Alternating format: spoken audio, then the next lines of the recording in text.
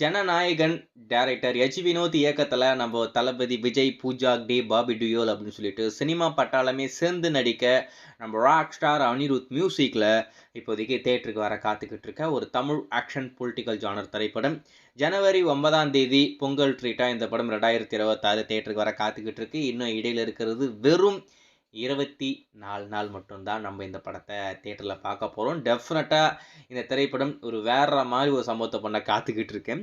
ஆனால் இன்னொரு முக்கியமான விஷயத்தை பற்றி நம்ம பேசி ஆகணும். ஜனநாயகன் கூட ஏற்கனவே நம்ம பிரபாஸ் நடித்த ராஜசாப் அப்படின்ற ஒரு திரைப்படம் கிளாஷுக்கு வரப்போகுது. அது என்னதான் தெலுங்கு படமாக இருந்தாலும் ஒரு பேன் இண்டியன் திரைப்படமாக தான் அந்த படத்தை கொண்டு வராங்க. ஒரு தமிழ் டப் பண்ணி வரக்கூடிய திரைப்படம் அப்படின்றதுனால குறைஞ்சபட்சம் ஒரு 100லேருந்து 150 ஸ்க்ரீன் அந்த படத்துக்கு கண்டிப்பாக கொடுத்து தான் ஆகணும், வேறு வழி கிடையாது.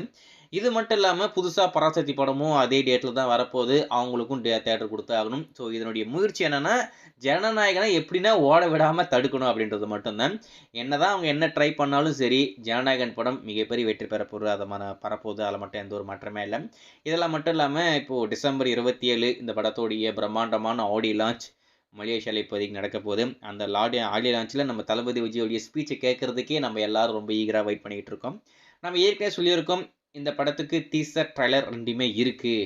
ட்ரைலர் வந்து நம்மளுக்கு கூடிய சீக்கிரம் ஆடியோ லான்ச்சுக்கு அப்புறமா வரப்போகுது. டீசர் ஆடியோ லான்ச்சுக்கு முன்னாடியே ரிலீஸ் பண்ணுற மாதிரி ஒரு பிளானில் இருக்காங்க அப்படின்ற மாதிரி சொல்லியிருந்தோம்.